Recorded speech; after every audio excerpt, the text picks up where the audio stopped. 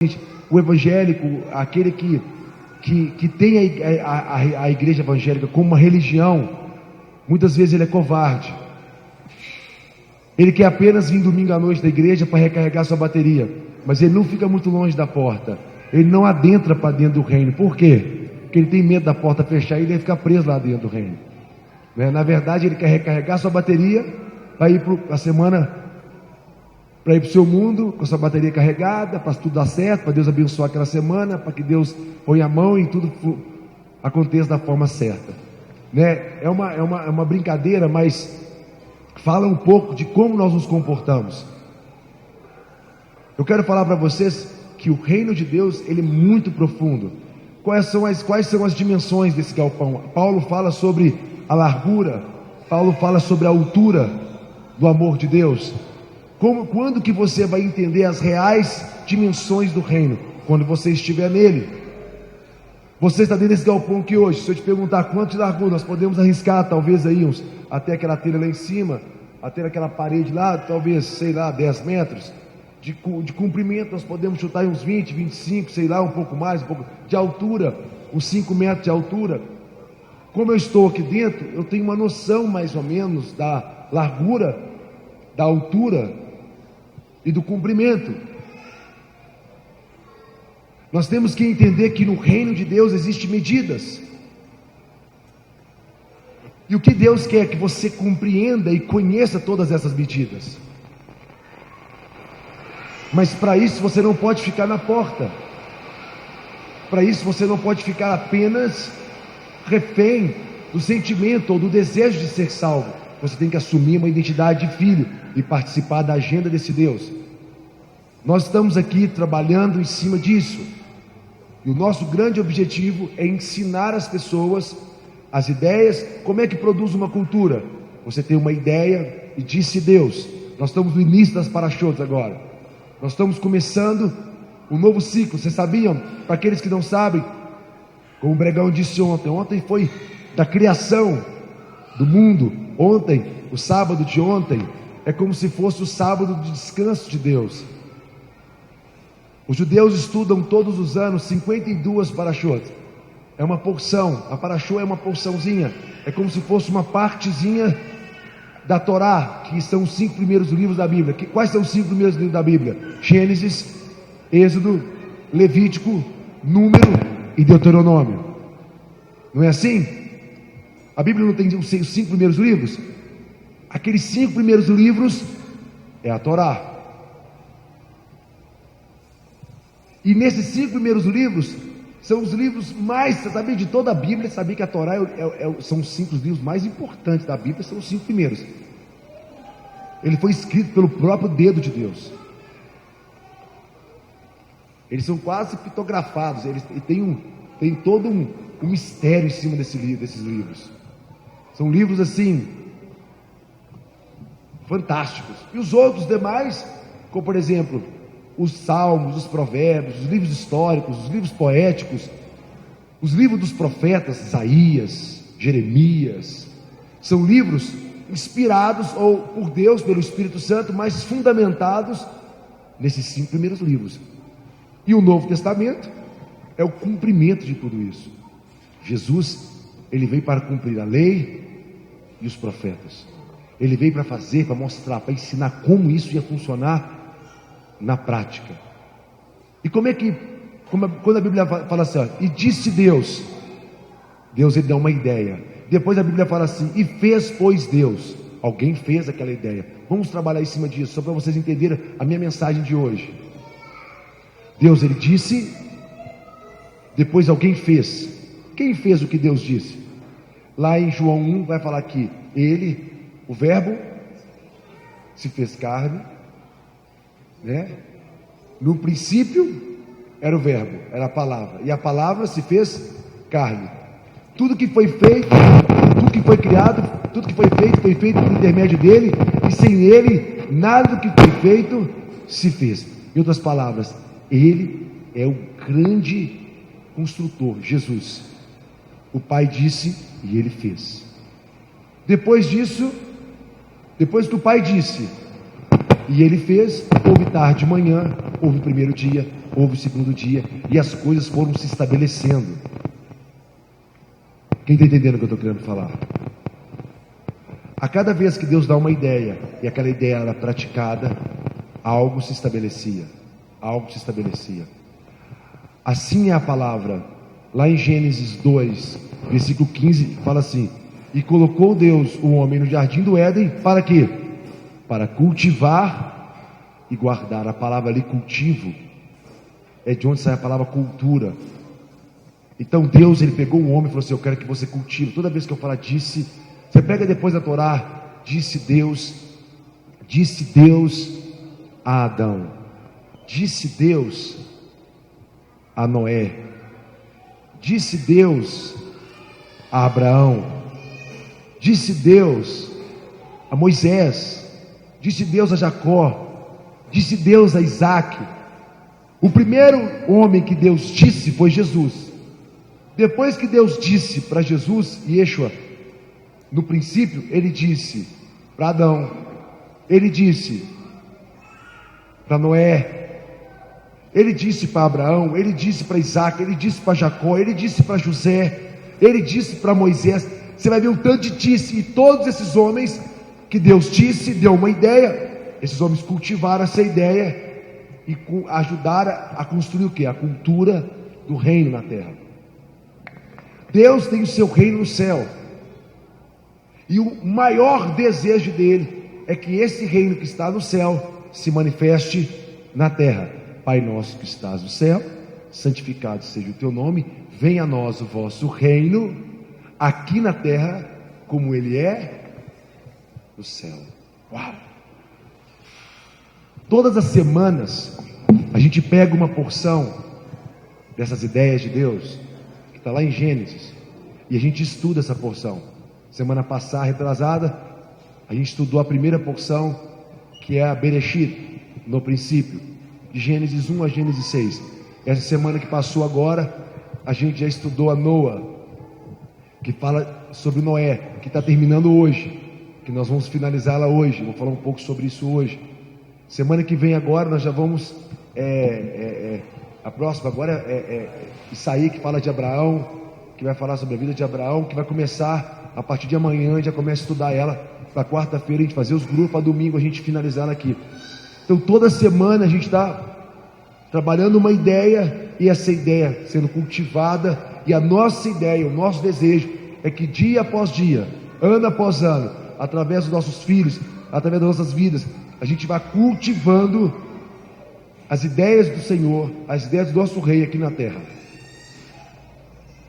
Porque você não pode apenas querer ser salvo, você não pode apenas querer ir morar no céu, você tem que desejar que o céu venha para a terra através de você. Você tem que trabalhar muito. Como a Bíblia diz, que Noé, ele era um homem justo e íntegro, e ele andava com Deus. Ele não ia andar com Deus, ele não foi andar com Deus, ele andava com Deus na terra. Então essa paraxá dessa semana fala de Noé, que era um homem justo, que era um homem íntegro. A palavra justo é a palavra sedaká, que fala de ordem, fala que Noé estava fazendo o que Deus estava fazendo, estava participando das atividades de Deus. E fala que ele era íntegro, porque ele era um ser humano integral. Íntegro vem de inteiro. Aqui é apenas um momento da sua vida. Noé, ele não era um com Deus no culto de domingo à noite, ou então no sábado de manhã, na sinagoga. Noé, ele não era um com Deus apenas no momento que ele estava orando no seu quarto, com seus olhos fechados, de joelho. Ele era um com Deus em toda a sua vida, em tudo que ele fazia. E eu entrei numa grande viagem, acredito, uma revelação nesses dias, depois das eleições, depois da experiência que eu tive nas eleições, que foi para mim sim, uma das melhores experiências que eu tive na minha vida, que foi uma experiência muito interessante. Quer ver? Pega um versículo para mim. Gostaria que a gente, Mateus 11, versículo 12. Vamos ler Mateus 11, versículo 12 primeiro.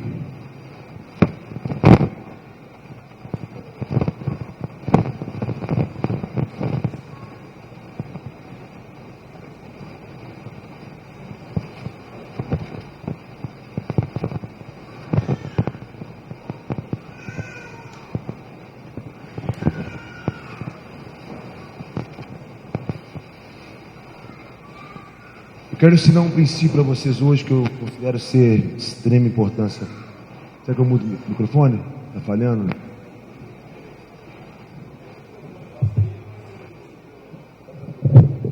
Sim, tá bom, tá. Melhorou. Mateus 11, versículo 12.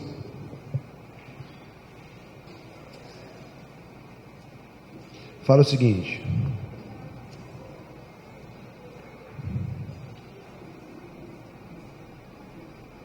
desde os dias de João Batista até agora, o reino dos céus é tomado por força, e os que usam de violência se apoderam dele.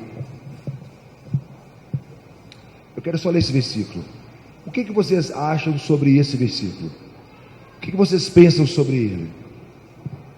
A Bíblia fala que o reino de Deus, ele é tomado por esforço. Essa música que a gente cantou agora, Tu és o Cristo, Filho de Deus, quando eu falei assim, violência, sabe, a gente precisa ativar o nosso sistema turbo. Nós não podemos ser passivos. A Bíblia está falando que o reino de Deus é tomado por violência, e somente aqueles que usam de violência vão se apoderar dele. É quase que um princípio.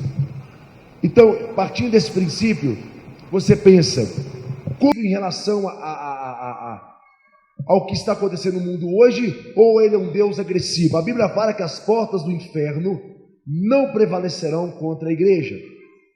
Quando você pensa que quem está defendendo, o diabo está lá defendendo um ataque, as portas do inferno não vão prevalecer, você não vê uma posição defensiva do reino, você vê uma posição ofensiva. Você vê uma igreja no ataque, não na defesa. Senão seria, as portas da igreja prevalecerão contra os ataques do diabo.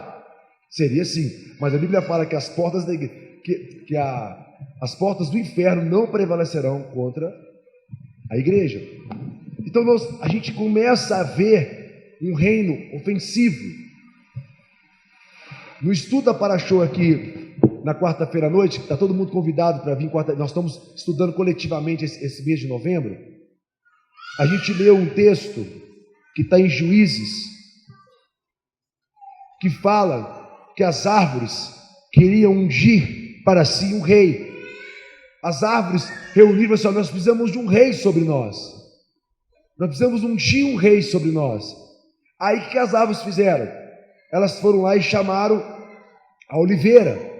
Oliveira, você é uma árvore tão linda, você produz o óleo da unção, o óleo que unge o rei.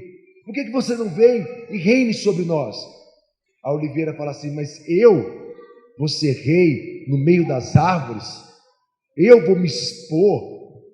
Vou ficar vulnerável à oscilação, ao balanço das árvores? Eu vou governar sobre... Eu vou abrir mão do meu óleo, que o Deus dos homens adora, para me sujeitar, para governar sobre as árvores, para me expor a uma ação coletiva, enquanto individualmente eu sou uma das melhores árvores. Aí falou, então beleza, então oliveira. Aí chamaram a figueira, reine sobre nós. A figueira, eu vou deixar minha doçura, meu fruto, que Deus e os homens adoram, para reinar sobre as árvores, para ser exposta, ser roubada, ser caluniada, ficar vulnerável à oscilação das árvores. Aí falaram para a videira, você com seu vinho, reine sobre nós. A videira virou e falou o seguinte, eu vou abrir mão do meu fruto e do vinho que Deus e os homens adoram, que me elogiam, que eu sou tipo muito especial porque eu dou vinho. Eu sou tipo o melhor porque eu produzo isso para me expor e governar sobre as árvores. Não vou. Aí chamaram o espinheiro, reine sobre nós. Ele falou assim, com certeza, eis-me aqui, pode me ungir, porque se vocês me ungirem, saibam de uma coisa, que se vocês tentarem sair debaixo de mim, haverá fogo, haverá retaliações, eu vou governar sobre vocês, mas saiba que a forma que eu vou governar, vocês não vão gostar. E o espinheiro se tornou rei. Então, o que mostra essa parábola? Mostra que a videira, eu fico pensando, as pessoas assim, eu vou me expor a tal coisa, Eu vou me expor a outra. As pessoas o tempo todo, ainda mais a igreja evangélica, quando ela olha para a corrupção lá fora, eu fico vendo assim, a cultura nossa é para dentro, é para nos esconder, é para nos proteger, é para não sermos incomodados, não sujar com aquilo que pode nos comprometer. E eu quero que vocês tenham um olhar, que vocês olhem como Deus olha, para que a gente possa produzir a cultura dele, não a sua cultura. A igreja evangélica, durante muitos anos, ela tem construído uma cultura para dentro. Vem para dentro, estão protegidos. Vem para dentro que nós vamos garantir sua salvação. Vem para dentro que aqui você está seguro. Vem para dentro que sua família está segura. Vem para dentro que você vai estar ungido. Você vai ser próspero. Você vai dar tudo certo para você. Será que Deus, ele pensa assim? Será que deixa o mundo ser governado pelos espinheiros e deixa a oliveira, a videira, a figueira e todas as árvores que deem bons frutos para dentro de nós, apenas por usufruto daqueles que realmente que estão ali na intimidade e que o mundo se exploda? É assim que Deus pensa? E que tudo mais vá para o inferno. É assim que Deus pensa, gente? Não. Em Gênesis 6, abre sua Bíblia lá em Gênesis 6, no versículo 9, fala assim: a terra estava corrompida à vista de Deus e cheia de violência. Viu Deus a terra, e eis que ela estava corrompida, porque todo ser vivente havia corrompido e no seu caminho na terra. Então disse Deus a Noé: resolvi dar cabo a toda a carne. Deus, ele olha para a corrupção e ele fala assim: isso não é problema meu? Ou ele tem uma ideia, ele age em direção à corrupção? Sim ou não, pessoal? Esse é o ponto que eu quero tratar com vocês. Esse é o ponto que eu quero que vocês percebam. Que a primeira ideia que eu quero trabalhar com vocês é essa: como Deus, ele reage em relação à injustiça, como Deus, ele reage em relação à corrupção do mundo, como Deus, ele reage em relação ao pecado. Esse é o primeiro ponto que eu quero tratar com vocês hoje. O segundo ponto é como ele reage. É como ele faz. Ele identifica o problema e fala assim: eu vou resolver, vou mandar uma pessoa resolver. Como ele resolve os problemas? Como ele age em direção ao que está errado? Né? Eu gostaria que você abrisse sua Bíblia comigo em Apocalipse 21, olha esse texto, gente. Eu estava lendo ele hoje. É simplesmente incrível.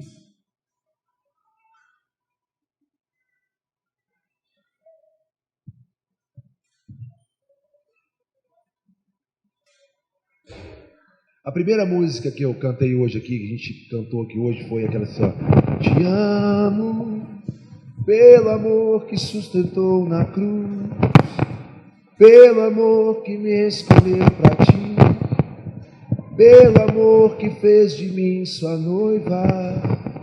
Oh. Gente, esse microfone está muito ruim aqui, Ronaldo. Me ajuda.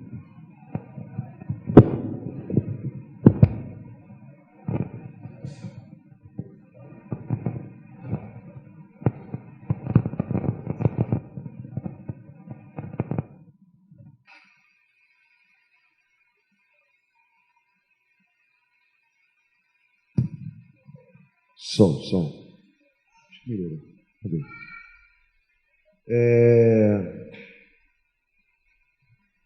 Vamos fazer a leitura desse texto. 21. Vi o novo céu e uma nova terra, pois o primeiro céu e a primeira terra passaram, e o mar já não existe.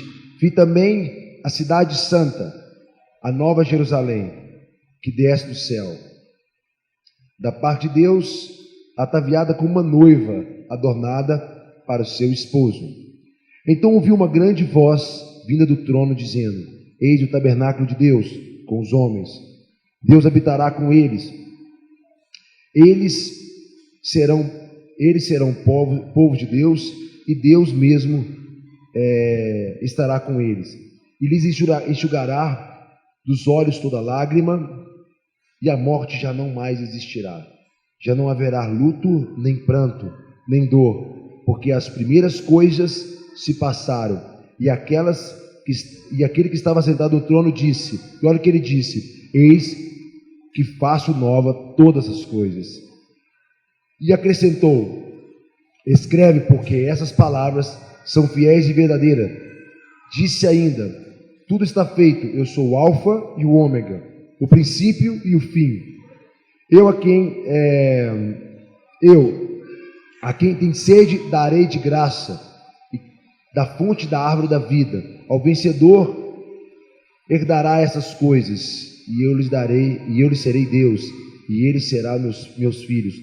Quanto, porém, os covardes, aos incrédulos, os abomináveis, os assassinos, os impúrios, os feiticeiros, os idólatras e todo mentiroso, da parte daquele que lhe cabe, será no lago que arde com fogo e enxofre, a saber, a segunda morte.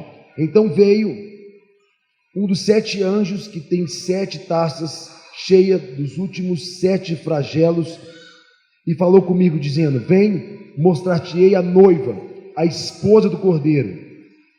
E me transportou em espírito até uma grande e elevada montanha, e me mostrou a santa cidade, a cidade santa de Jerusalém, que descia do céu da parte de Deus, a qual tem a glória de Deus. O seu fulgor era semelhante, a sua lamparina, a sua lâmpada era semelhante a pedras preciosas, como pedra de jaspe cristalina. 12 portas, e junto às 12 portas, 12 anjos, e sobre elas nomes escritos, que são dos nomes das 12 tribos dos filhos de Israel. 3 portas se achavam ao leste, as outras 3 portas ao norte, e as outras ao sul, e as outras 3 portas ao oeste. A muralha da cidade tinha 12 fundamentos, e estavam sobre estes os 12 nomes dos 12 apóstolos do Cordeiro.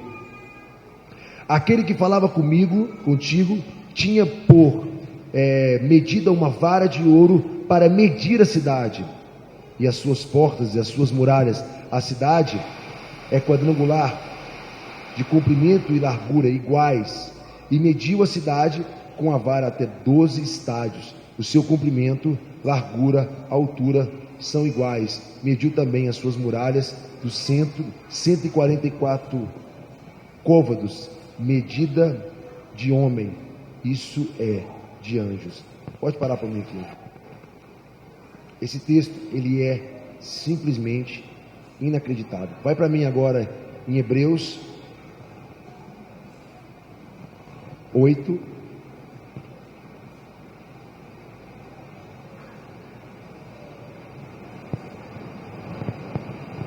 do versículo 1 em diante.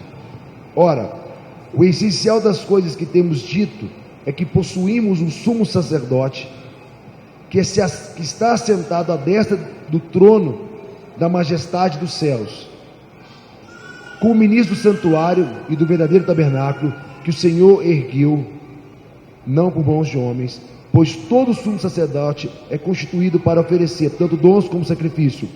Por isso era necessário que também este sumo sacerdote tivesse que oferecer. Ora, se ele estivesse na terra, nem mesmo sacerdote seria, visto que existe aquele que oferece os dons segundo a lei, os quais ministram em figura de sombra das coisas celestiais, sim, como foi Moisés, devidamente instruído quando estava para construir o tabernáculo, pois disse: Vê, Moisés, e faça todas as coisas de acordo com o modelo que foi lhe mostrado no monte. Vira para o seu vizinho e fala assim: Deus, ele pede para a gente fazer todas as coisas de acordo com as medidas, de acordo como é no céu. Quem está entendendo isso? Nós não podemos construir nada na terra fora das medidas do céu. O primeiro texto que eu li para vocês é Apocalipse 21, que fala de quê? Da Nova Jerusalém que está descendo. E ela desce como o quê? Como uma noiva. Uma noiva ataviada. Uma noiva preparada para o seu noivo. É muito interessante a gente entender essa relação, porque nós precisamos entender que nós fazemos parte de algo. O sentimento que está no meu coração esses dias é que nós precisamos entender parte de que nós estamos fazendo parte. Nós somos parte de quê? O que Deus está fazendo esses dias? Nós estamos aqui hoje, domingo à noite, em vez de estar vendo Faustão, em vez de fazer um monte de coisa, reunidos como igreja, sendo uma família, ouvindo a palavra, absorvendo uma ideia. Qual é o objetivo de estarmos aqui, gastando um tempo, investindo um tempo? Qual é o objetivo? Nós estamos aqui fazendo parte de quê? De uma congregação local da cidade de Contagem, como existem várias outras. O que Deus está fazendo? A primeira pergunta que eu fiz foi: Deus se importa com a corrupção? Sim ou não? Sim. Deus age em direção à corrupção? Sim ou não? Sim. A terceira pergunta: como ele faz isso? Quem é realmente aquela que tem as medidas? Quem é aquela que está vestida com linho fino, que são atos de justiça?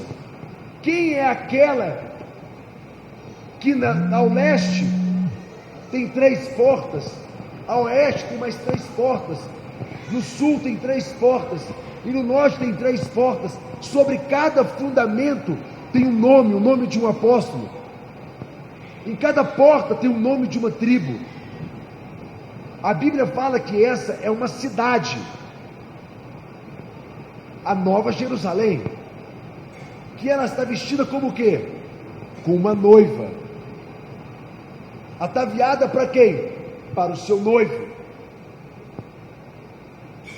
E através dela, ele está falando que vai fazer o quê? Nova todas as coisas.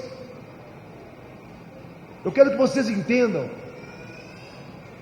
que agora mesmo nós fazemos parte de algo, só que o que nós estamos fazendo hoje não pode estar desconectado com aquilo que Deus está fazendo no céu.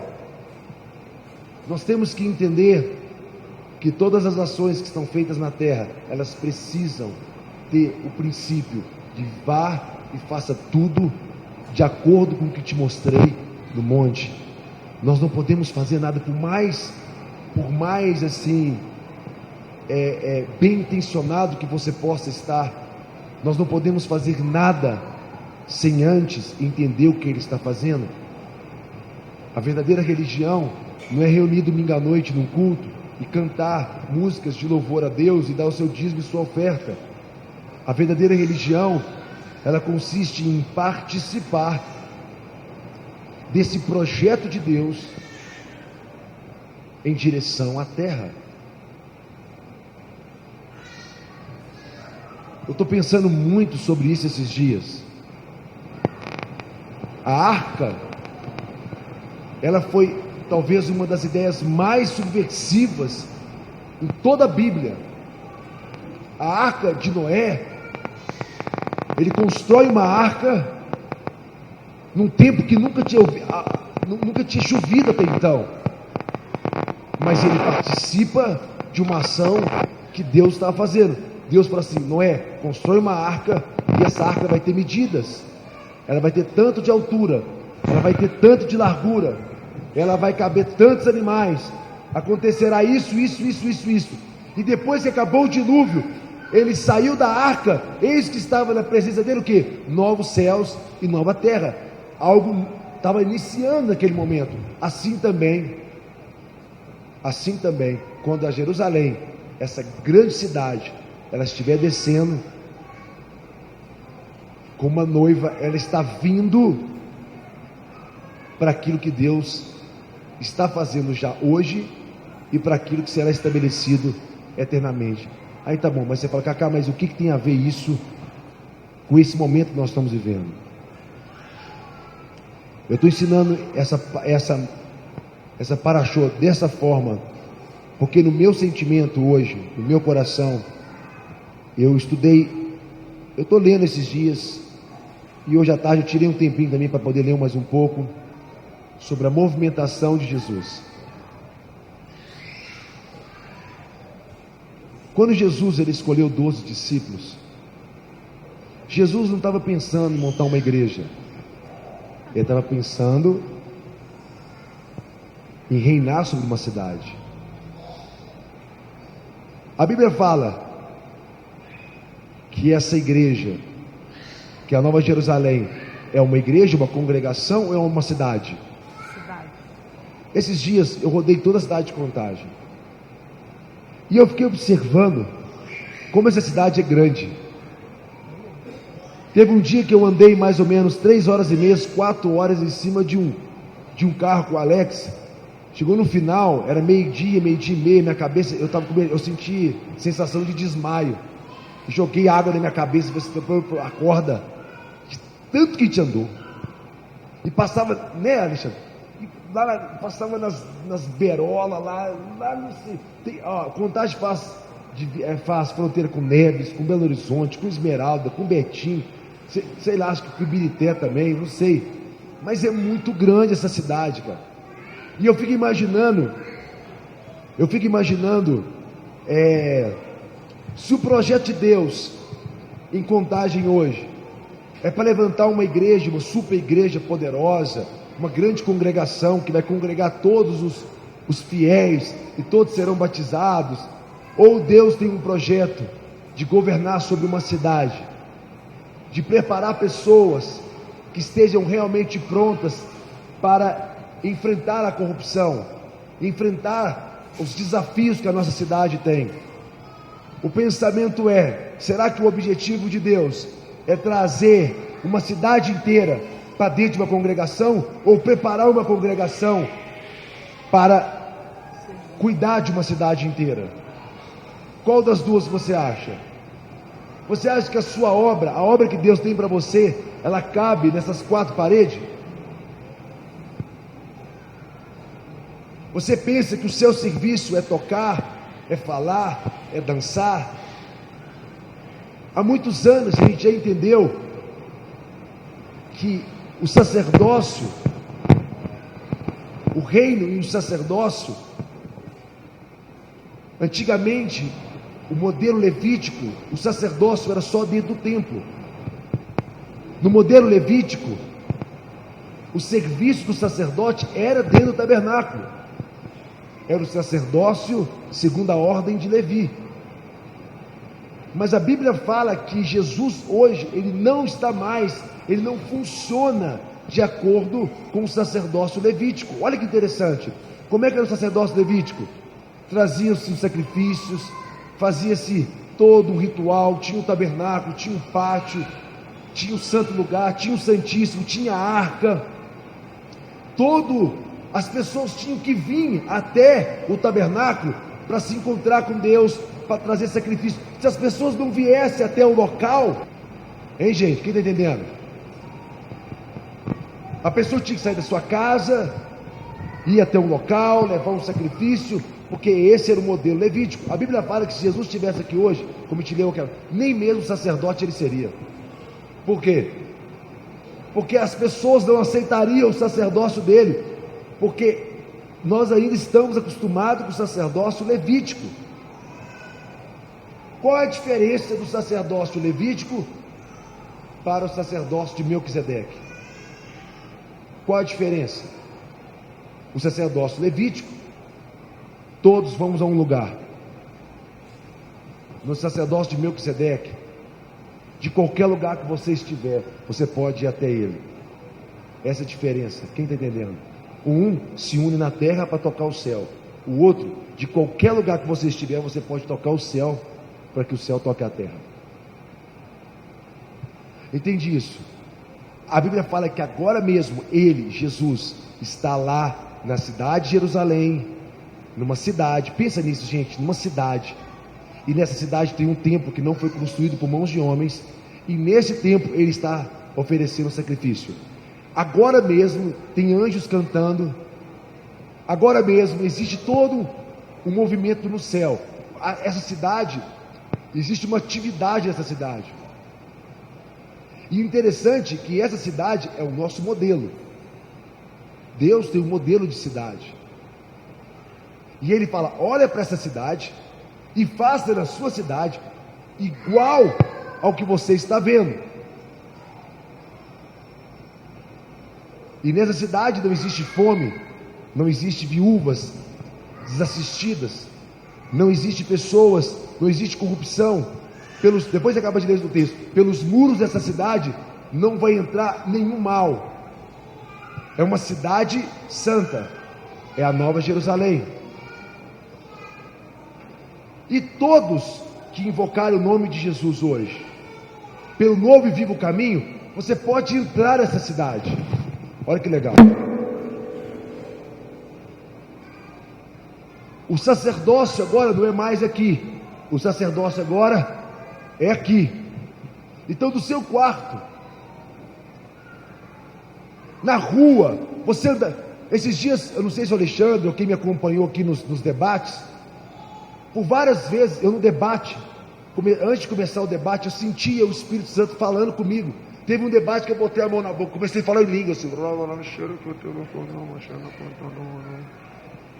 Eu fechava o olho e orava. De repente vinha no meu coração revelações. Quem viu? Eu andava com uma caneta e um papel. Quem viu? As pessoas falavam: por que você fica escrevendo? Eu falava: porque eu estou ouvindo. Tem ideias vindo na minha cabeça, coisas novas vindo o tempo todo. E toda vez que vinha algo, eu escrevia. Naquele momento eu estava participando, talvez da terra, de uma atividade do céu. Pode ser que sim. Ideias de uma cidade estavam vindo sobre mim naquele momento. Pode ser que sim. Eu tenho certeza, mas você talvez tenha dúvida. Eu não estava no culto com as músicas tocando, naquele momento, eu recebi algo. Não foi assim. É aonde você estiver. Se você estiver funcionando no seu sacerdócio, ele tem informações sobre tudo. Ele é o rei de uma cidade. Ele tem as melhores ideias para uma cidade. E por que cada apóstolo ele tinha que ter preparado os discípulos? Sabe para quê? Só para batizar os outros.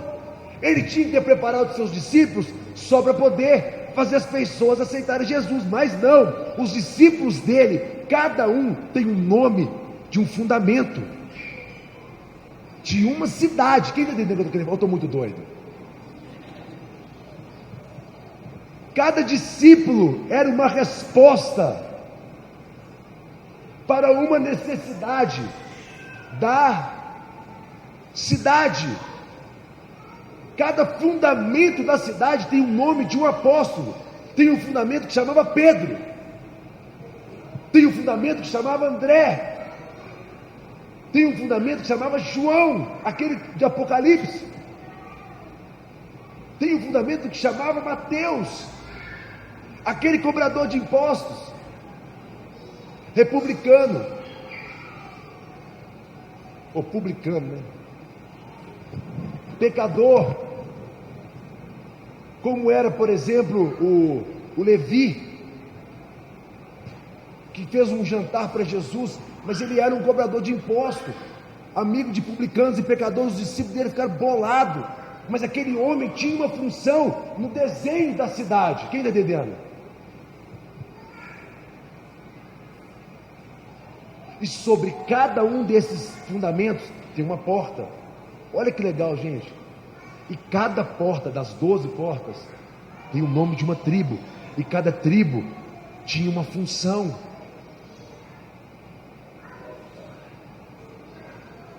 E sabe o que tinha no meio da cidade? Sabe o que está lá nessa cidade? Tem uma árvore.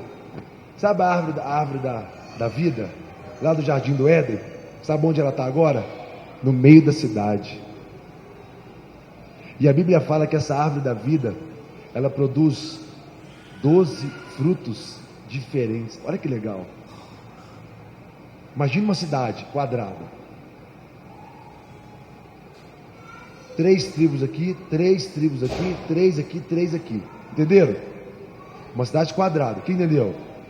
3 portas aqui, 3 aqui, 3 aqui, 3 aqui. Cada porta com o nome de uma tribo. Sobre cada porta um fundamento. Agora imagina, cidade quadrada. No meio da cidade, uma árvore. E a raiz dessa árvore estende para os 4 cantos da cidade. Essa parte dessa raiz pega aqui, aqui, aqui. Só que essa árvore, ela produz 12 frutos diferentes. Cada fruto com uma característica. Uma com a característica de Pedro, outra com a característica de André. Cada é 12 frutos diferentes. E a Bíblia fala que cada fruto alimenta uma necessidade das nações. Agora ampliou. Agora o negócio ficou mais louco, porque os frutos não alimentam a cidade, não. Alimentam todas as cidades do mundo. Cada fruto é uma resposta para uma necessidade que existe nas nações. Então são 12 frutos diferentes que produzem 12 características de transformação para todas as cidades do mundo. E as folhas curam as nações. E a Bíblia fala que essa cidade, ela vai descer, e um dia todas as nações trarão para ela as suas ofertas. Todas as nações vão olhar para essa cidade e falar assim: essa é a cidade modelo para todas as nações da terra. Pensa nisso, gente, está escrito na Bíblia isso. Que Jerusalém será a cidade modelo para todas as cidades do mundo.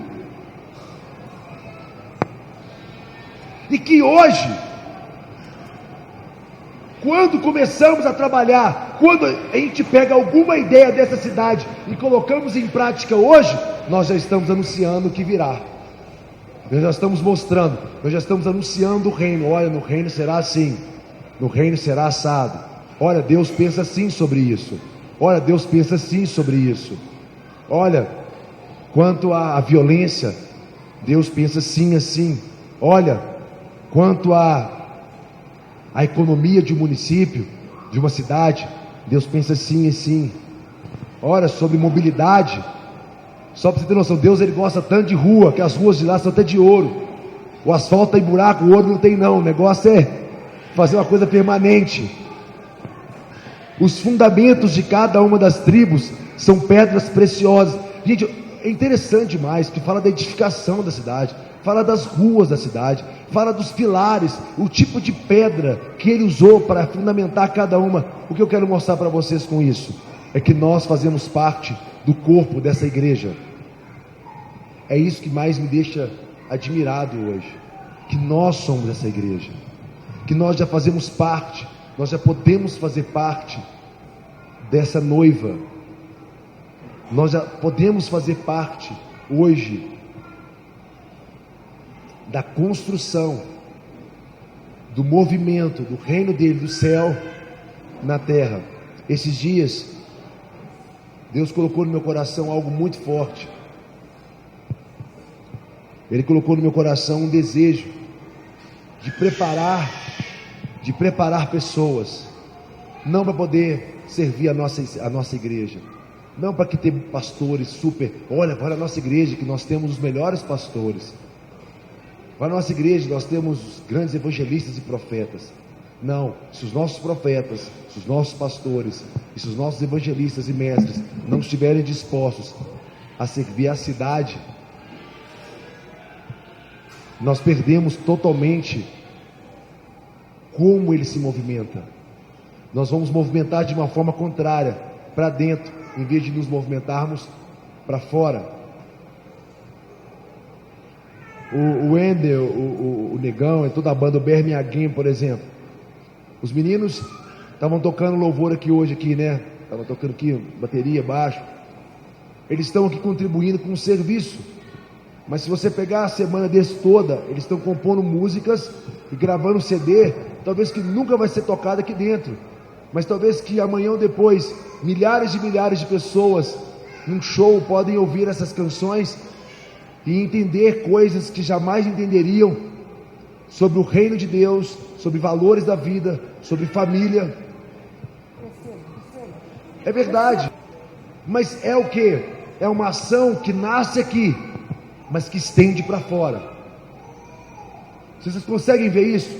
Ezequiel 47, o templo de Deus, ele dá uma volta em volta do templo. O que ele vê? Um rio saindo debaixo da porta em direção ao oriente. Ele mede 1000, o rio está fundo, bate no tornozelo. Ele mede mais, o rio está na cintura. Existe uma ação que nasce no templo, que se estende para fora. Quem está entendendo? Na família, no útero da família, nasce as ideias, nascem as pessoas, mas essas pessoas nascem para sair para fora. Deus falou comigo, Cacá, uma coisa é como eu olho para o mundo, outra coisa é quem eu preparo para poder mudar o mundo, e outra coisa são como eu abro os caminhos para que isso aconteça. Se tem uma coisa que a gente não precisa preocupar, é se aqui vai encher de gente, se não vai encher. Nós precisamos preocupar é se as pessoas que estão aqui hoje, elas sabem a função delas como família, elas entendem a sua função no reino e o que elas estão trabalhando nesse ambiente para gerar algo para fora. Deus está te mandando abrir o mar, ou está te mandando construir uma arca, ou Ele está te mandando como José lidar com a economia, ou está te mandando como Davi lidar com o reino, ou está te mandando como Moisés ser o Messias de uma comunidade, ou está te mandando talvez como Jacó dar nome a uma nação. Enfim, tudo que está no reino nasce em ambientes como nós estávamos aqui agora, mas tem que nascer para fora. Então eu quero te incentivar hoje a tentar imaginar dentro de uma cidade qual é o seu nome, sobre qual fundamento você está, porque com certeza você faz parte dessa arca, com certeza você faz parte dessa cidade, e eu quero te incentivar e entender que se você veio aqui, ou se você está numa igreja simplesmente para ser salvo, você está correndo um risco muito grande em Deus te rejeitar no último dia, porque aquele talento que Ele te deu, você tem que multiplicar ele. Aquela palavra que Ele te deu, você tem que desenvolver ela. No último dia, Senhor, eu guardei para você, porque o meu objetivo é só ser salvo. Eu guardei tudo direitinho, cuidei da minha vida como a oliveira, eu cuidei do vinho. Está aqui o vinho, está aqui, Senhor, a minha doçura da figueira, está aqui, Senhor, o óleo da oliveira. Eu guardei, eu preparei para você, Senhor. Ele falou assim: não, eu não te chamei, oliveira, eu não te chamei para você só produzir óleo, eu te chamei para você ungir as árvores. Ô videira, eu não era só para você produzir vinho para mim, era para você mudar uma cidade inteira com a sua alegria. Entende? Você deixou o espinheiro reinar, vocês se omitiram, vocês tiveram medo, vocês preservaram a sua identidade. Quantas pessoas vão ficar, você vai acabar com a sua reputação sendo político? Eu falei assim, é mesmo? Eu falei, Deus, eu estou há anos como uma oliveira produzindo óleo, orando para as pessoas, ungindo as pessoas. Eu sou um sacerdote, Deus. Eu tenho uma reputação no Brasil. Esses políticos do ladrão, tudo safado, o que vai acontecer comigo? Você vai me expor, Deus? Ele falou assim, eu fiz isso com meu filho, vou fazer isso com você também. Você acha que na cruz, lá peladão, sendo chicoteado, com 33 anos, nu, com seus órgãos genitais de fora, aquele paninho é gentileza? da história. Ele estava exposto no meio de dois ladrões. No meio de dois ladrões, com os braços abertos e o peito aberto para o mundo, com uma coroa de espinhos na cabeça e com uma placa escrita ao rei dos judeus aí. Em outras palavras, olha aí, o que tentou ser rei e acabou se dando mal, olha o espinho oprimindo ele aí, ó. Mas aquele camarada ali foi a pessoa que mais se expôs da história. Para fazer o quê? Te salvar. Para te salvar, para você ficar todo bonitinho e morar no céu?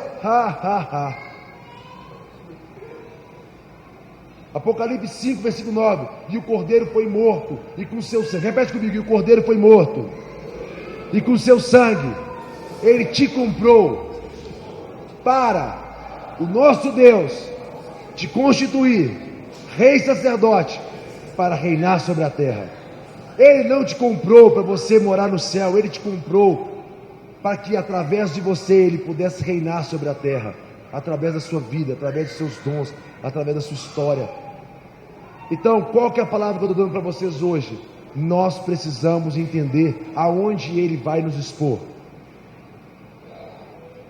E não pense que vai ser fácil, e não pense que vai ser tranquilo. Não, vai ser um caminho de dor, vai ser um caminho de exposição, vai ser um caminho que vai desafiar você. Mas a questão é, você foi chamado para isso. Eu vi um filme essa madrugada, de uma menina, eu estou vendo vários filmes esses dias, né? Mas o filme foi maravilhoso. Criançada. O filme fala o seguinte: uma menina que foi a primeira medalhista olímpica norte-americana negra, e ela ganhou 4 medalhas de uma vezada só. É muito linda a história da menina.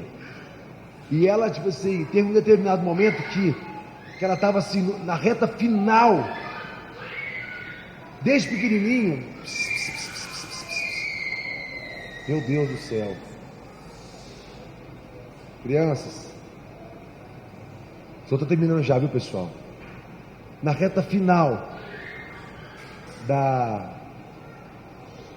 caminhada, o grande sonho dela é ir para as Olimpíadas. E na reta final, quando ela estava assim, prestes a ir para as Olimpíadas já, ela teve que passar por um teste. E nesse teste ela fracassou psicologicamente. É o José, amor? E nesse teste ela fracassou psicologicamente. Ela caiu do cavalo lá, né, machucou, né? E ela entrou uma paranoia na cabeça dela. A paranoia foi o seguinte assim: toda vez que eu estou dentro de uma pressão, um momento difícil, eu sei fazer, mas eu não consigo fazer. Eu sei fazer, mas eu acabo entrando numa paranoia tão violenta psicologicamente. Eu começo a acreditar que eu não fui criada para aquilo. Eu começo a acreditar que não sou eu que vou fazer. Eu começo, a acreditar mais que não era para eu estar aqui do que realmente era para eu estar aqui.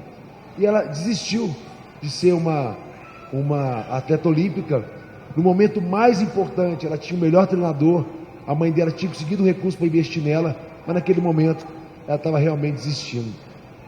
O treinador dela chamou ela e falou com ela o seguinte: por que você está desistindo? Ela falou assim: porque na hora da pressão eu não consigo suportar e eu acabo errando.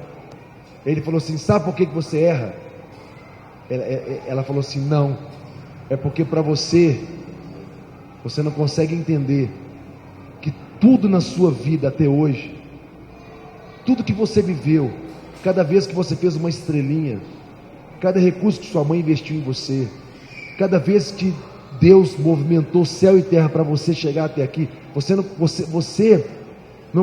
desconecta, você está separando tudo que Deus fez desse momento. Se você entender que essas barras, que esse cavalo, tudo isso faz parte de uma coisa só, e que você é isso, que você não vai fazer isso, que você é isso, você se tornou aquilo que a história e tudo que Deus fez na sua vida para você se tornar, e agora simplesmente você precisa ser, é como um passarinho, você não precisa fazer, só precisa ser aquilo que você já se tornou. Você só precisa voar. Ela ganhou 4 medalhas olímpicas de uma vezada só. Sabe qual é o nosso maior problema? É que a gente sofre tanta pressão, é que tem hora que a gente não acredita naquilo que a gente realmente é. Tem hora que a gente até esquece de tudo que Deus fez para trazer a gente até aqui. Tem hora que a gente nega o que Deus fez na nossa vida. A gente prefere dar ouvido às pressões, às dificuldades, do que acreditar que Ele nos preparou para esse momento. A gente realmente acaba abrindo mão, falando, isso não é comigo, isso não é para mim, não é bem assim. Nessas eleições agora, para a Prefeitura de Contagem, eu me senti tão bem, foi tão bom para mim, eu só precisei ser quem eu sou, eu não precisei fazer nada fora daquilo que realmente eu já faço. Até para tirar foto com os outros, eu já tive treinado já.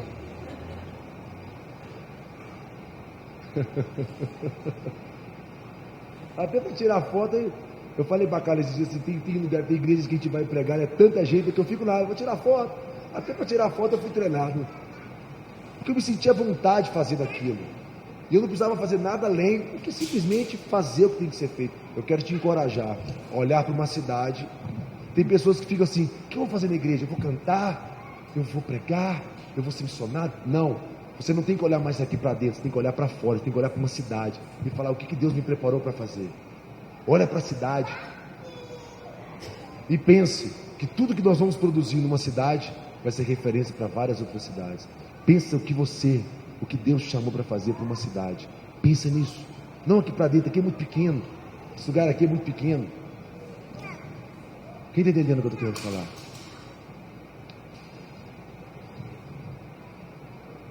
Vamos ficar de pé, vamos orar.